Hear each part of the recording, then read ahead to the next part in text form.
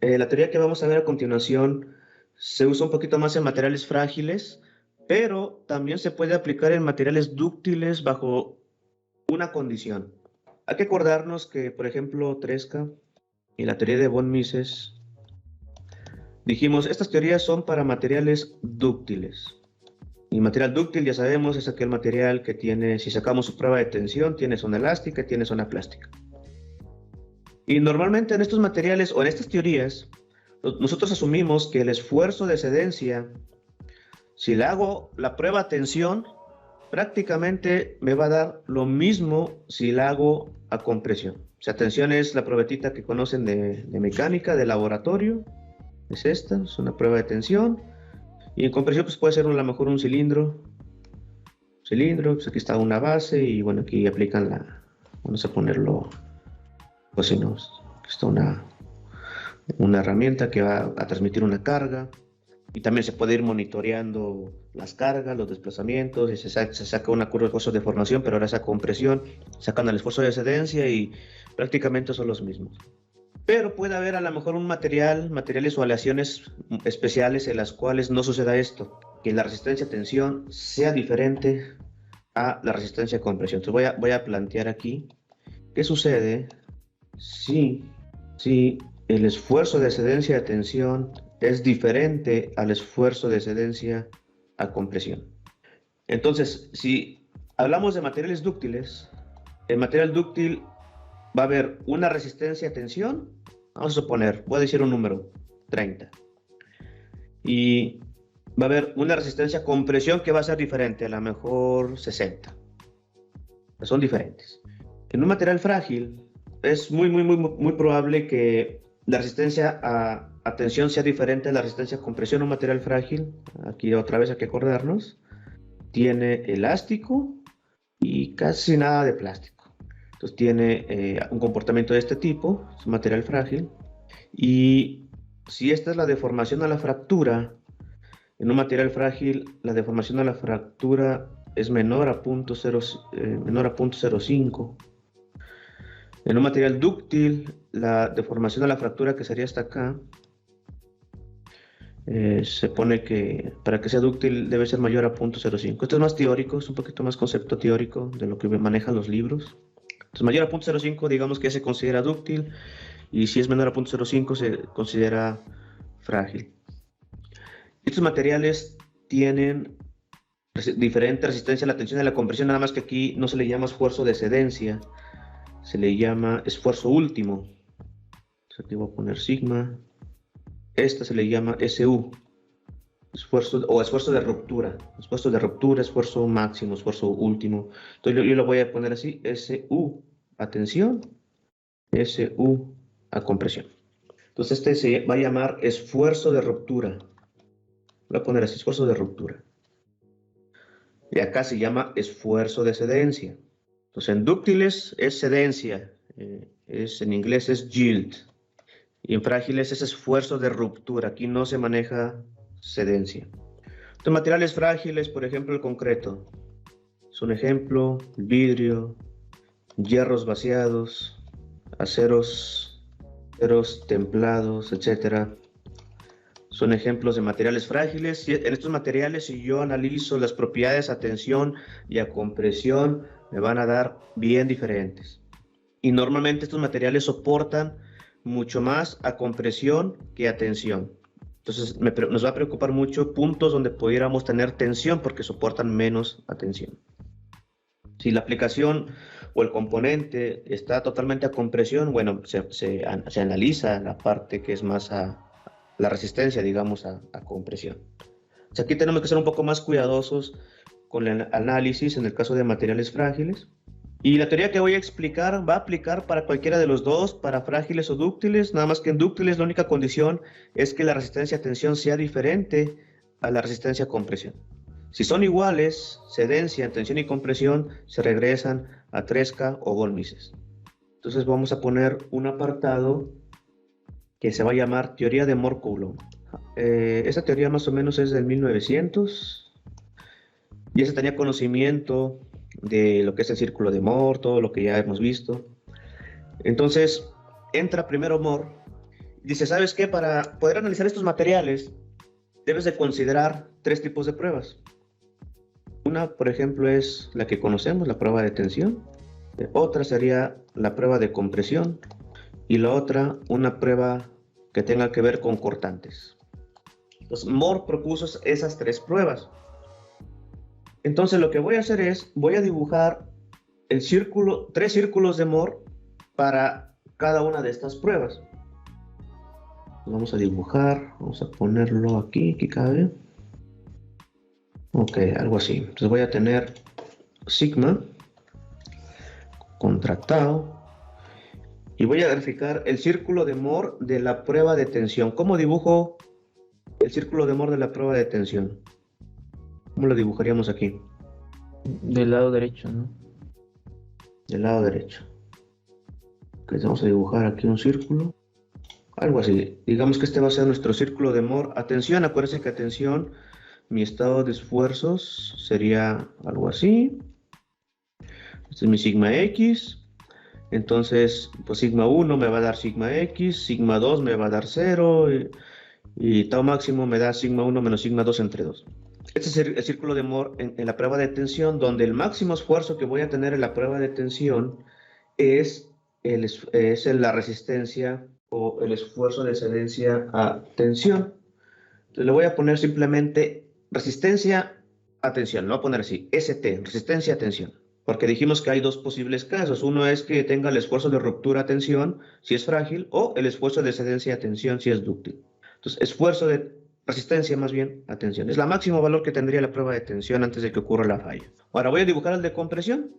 El de compresión pues se dibuja así, negativo. Entonces, el círculo en vez de quedar a la derecha, va a quedar a la izquierda.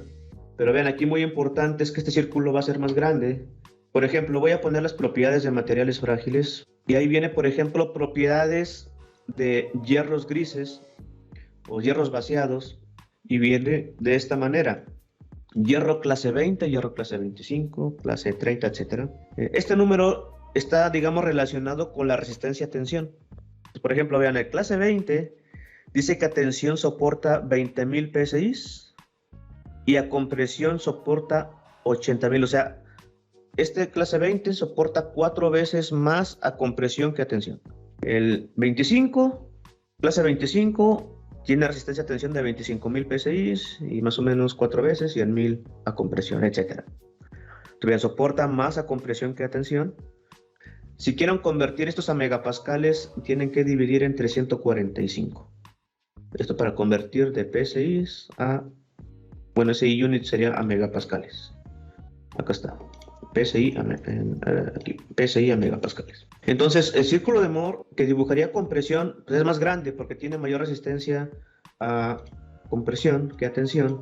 Entonces, vean, ese es el círculo de Moore a compresión. Y este punto máximo de acá, de la izquierda, pues es la resistencia a compresión. Y nos falta el del cortante. O sea, a lo mejor pueden hacer una prueba de torsión, donde nada más tengan puros cortantes, y dibujar el círculo de Moore con el cortante. ¿Cómo se dibujaría el círculo de Moore? Si hay únicamente cortantes, ¿cómo se lo dibujaría? Su radio sería tau máximo, ¿no? Y sería a partir del origen. O sea, es un círculo que va a quedar en el centrado. Entonces va a quedar un círculo en el centro. Ok. Bueno, este es el círculo de Moore si considero cortantes. Entonces este de aquí es considerando tensión, donde ya puse el estado de esfuerzos, es así. Luego este de aquí es el de compresión, el estado de esfuerzos es compresión, y este del medio es el por cortantes. Entonces, únicamente mi estado de esfuerzos es puros cortantes. El máximo esfuerzo aquí en el tercer círculo que dibujé sería una resistencia por cortante, se pone así SSY. Sería una resistencia al cortante. SS en inglés, cortante se dice shear. Entonces viene ese subíndice, ese es un esfuerzo o una resistencia al cortante, es lo que significa. No le pongo C de cortante porque acá ya puse C de compresión para no confundirlos, o los libros lo ponen así como SSI. Ok, entonces ya tenemos esas 3 pruebas. Ya dibujé los 3 círculos de Moore. Entonces, bueno, estos tres círculos de alguna manera me van a servir para definir las teorías de falla. Entonces, lo que hizo este cuate Moore, dijo, bueno, para poder analizar un componente, entonces dijo, vamos a delimitar la zona de seguridad. Entonces, lo que hizo este cuate fue, bueno, vamos a trazar una tangente al círculo más grande. Aquí voy a dibujar una tangente, algo así. Y voy a trazar una tangente del círculo más pequeño. Dos líneas tangentes, una tangente al círculo más grande, una tangente al círculo más pequeño, se unen y se crea una línea que se llama curva de falla de Moore. Y la voy a dibujar del otro lado. Pero como quieren las notas, pues ahí van a poderlo ver mejor. Aquí nada más estoy haciendo los dibujos. Aquí le voy a poner que son líneas tangentes. Hay que trazar estas líneas tangentes. Y si mis esfuerzos se encuentran debajo de estas líneas tangentes de mi elemento mecánico, si se encuentran dentro de la región que cubre las líneas tangentes, la pieza va a ser segura. Eso fue lo que sacó al final Moore. Y eso se le llama hipótesis de Moore. Hipótesis de Moore. El problema es que, bueno, ¿cómo voy a sacar la ecuación de esas líneas? Porque son dos líneas tangentes. Y nos interesa un método matemático, una ecuación que nos permita calcular a lo mejor el factor de seguridad. Y no está tan sencillo. Así plantearlo de esta manera no es nada sencillo hacer cálculos. Entonces entra Coulomb y se arma ahora la teoría de Moore-Coulomb. Entonces va a entrar ahora Coulomb. Y Coulomb, digamos que simplifica un poquito más este rollo. Coulomb dijo, mira, vamos a hacerlo más fácil. Vamos a plantear, en vez de plantear tres pruebas, tensión, compresión y cortante, vamos a plantear dos pruebas. Y las más comunes, las más populares, son tensión, compresión. Entonces, si planteas dos pruebas, pues vamos a quitar quité el de torsión. Voy a dibujar otro círculo. Este círculo es el que nosotros vamos a calcular a mano con nuestro elemento. Acuérdense que tenemos un componente, sacamos el punto crítico, definimos sigma X, sigma Y, tau XY y sacamos con el Excel o a mano con las fórmulas sigma 1, sigma 2, tau máximo. Entonces, eso es el círculo en color azul. Y este círculo en azul, pues sabemos que puede quedar aquí, pudiera a lo mejor quedar en el centro si es puro cortante, puede quedar movido más para acá, etcétera. Entonces, es un círculo arbitrario. Aquí lo que dice Coulomb es, bueno, considera dos círculos, dibuja tu círculo, que es el de tu problema, el que vas a resolver, y conecta una línea tangente a todos los círculos. Aquí va a intersectar en algún punto en sigma. Vamos a llamarlo este punto P. Este punto P. Y esa línea que dibujé es una línea tangente nada más a los círculos donde tenemos tensión, compresión, y también es tangente al círculo que nosotros vamos a sacar del punto crítico. Y vamos a sacar algunas distancias. Por ejemplo, el círculo de la prueba de tensión tiene un centro. El centro pues va a estar, digamos, aquí. Ese le voy a llamar centro 1. Y voy a trazar el radio y lo voy a dibujar perpendicular a la línea inclinada en color rojo. Entonces voy a trazar el radio. Debe de quedar sobre la tangente y es perpendicular. Aquí son 90 grados. El centro del círculo azul, digamos que queda por aquí. Aquí va a haber un centro C2 y se traza igual un radio de ese círculo azul y bueno, debe estar perpendicular a la línea roja. Y el centro del círculo grande, pues digamos que queda por aquí. O sea, este es el centro del círculo de compresión, C3, y trazo también el radio. Debe de cruzar aquí en los tangentes. Entonces tengo centro 1, centro 2, centro 3. Van a tener, por ejemplo, aquí le llaman B3, B2, B1. Y aparte, sabemos que este punto es sigma 1, este punto sería sigma 2 y este punto sería sigma 3. Bueno, aquí realmente acuérdense que son tres círculos. Hay uno entre sigma 1 y sigma 2, otro entre sigma 2 y sigma 3. Entonces ya tenemos planteadas algunas distancias. Aquí va a haber un cierto ángulo. Vamos a llamarle un ángulo delta. Es un nombre arbitrario ahí. Pues aquí les estoy diciendo, digamos, de dónde vienen todos estos conceptos. O sea, van a ver que ahorita que la ecuación va a quedar muy sencilla, pero pues vean todo el razonamiento, todo el planteamiento. Y ya que tenemos esto, voy a dibujar una serie de triángulos. Aquí Vean lo que voy a hacer un zoom.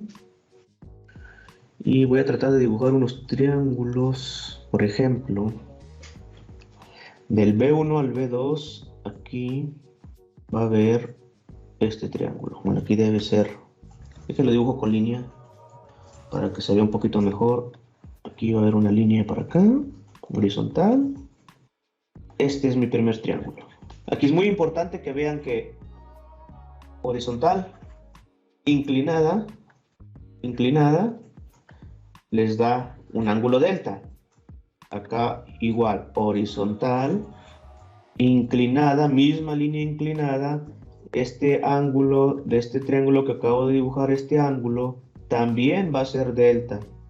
Entonces este ángulo de aquí va a ser delta.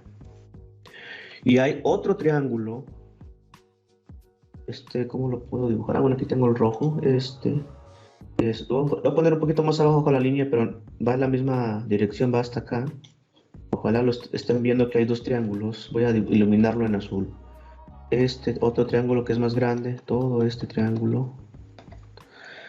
Hay dos triángulos ahí. Y también tiene el mismo ángulo delta.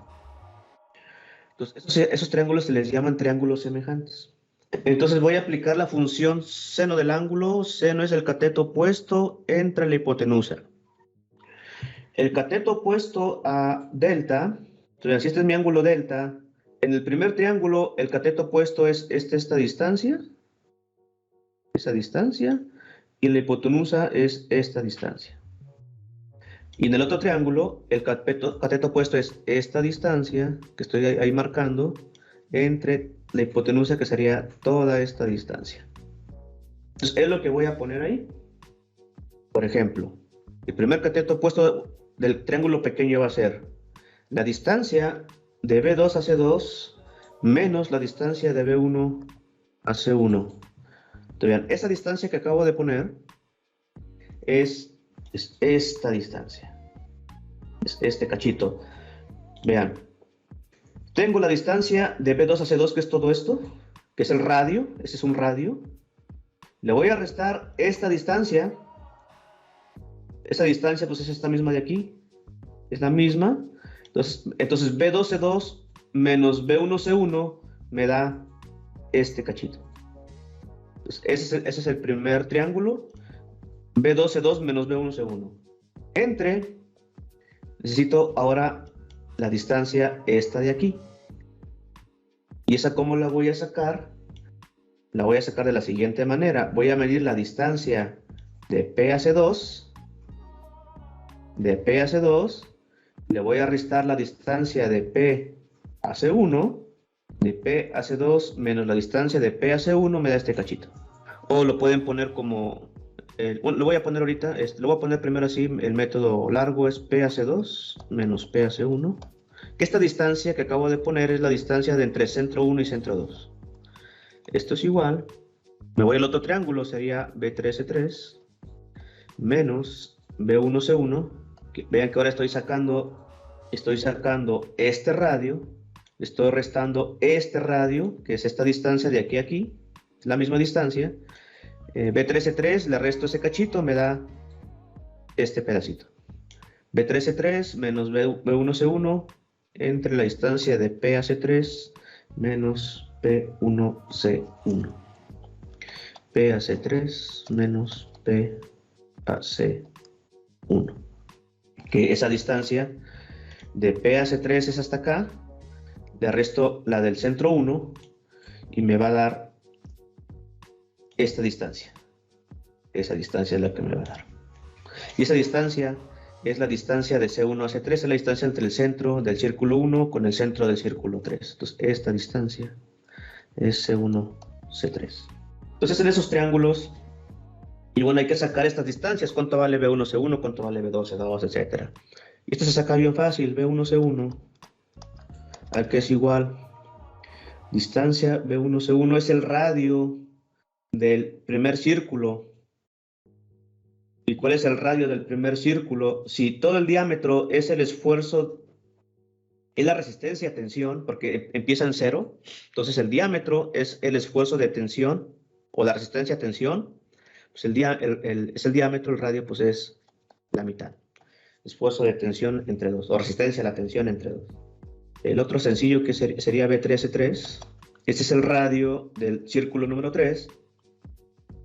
Vean que el diámetro completo es la resistencia a la compresión, porque empieza en 0.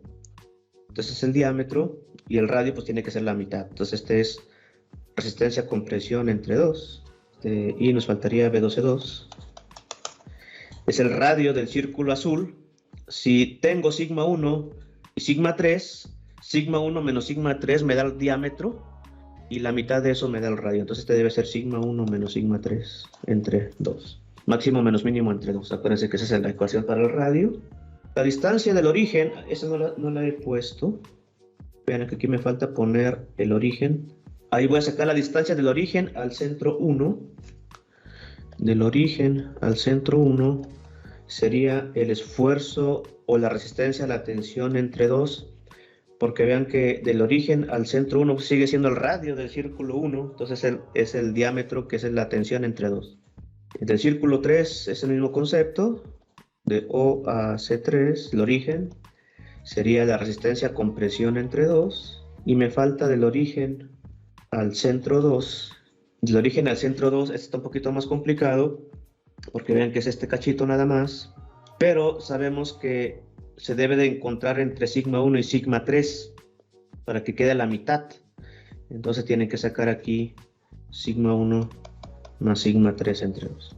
Es el promedio y se les da. Acuérdense que las coordenadas del centro siempre es sigma 1 más sigma 2 entre 2. O sigma x más sigma y entre 2. Entonces ese les da el centro del origen al centro del círculo 2. B12-2 ya lo tengo, B1-C1, B13-3, B1-C1, C1-C2, C1-C3. ¿Cómo lo calcularíamos? Por ejemplo, de C1 a C2 es esta distancia. Pues tienen la distancia del origen a C1, le suman la distancia del origen a C2 y les da la distancia C1-C2. Y C1-C3 tiene la distancia del origen a C3 y tiene la distancia del origen a C1. Por eso saqué esas distancias. Con eso sacas estas distancias de abajo. Entonces todo ese rollo hay que meterlo en esa ecuación. Hay que meterlo, hay que hacer un rato de álgebra porque hay que multiplicar, factorizar, eliminar un montón de términos. Y para no hacer muy largo todo esto, pues voy a poner aquí, hay que sustituir todas esas distancias, hay que sustituirlas en la ecuación de aquí arriba, en esta ecuación, y nos va a quedar la siguiente ecuación. Nos va a quedar que sigma 1 entre el esfuerzo de excedencia, o la resistencia a la tensión, lo voy a poner así, resistencia a la tensión, menos sigma 3 entre resistencia a compresión es igual a 1. O sea, toda la simplificación nos va a dar a esta ecuación súper sencilla, sigma 1 entre esfuerzo de tensión, menos sigma 3 entre la resistencia a compresión, bueno aquí es SC, es igual a 1. Entonces esta es la ecuación de Mohr-Coulomb, se le llama ecuación de Mohr-Coulomb. O sea, esta ecuación es la ecuación de esta línea roja. Entonces, si incorporamos el factor de seguridad, o la n, creo que le llamábamos antes n, se escribe de la siguiente manera, sigma 1 entre resistencia a la tensión, menos sigma 3 entre resistencia a la compresión, es igual a, para que toda la línea le van a poner 1 sobre n. Y esta es la ecuación de la teoría de falla, y ahora sí de Mohr-Coulomb.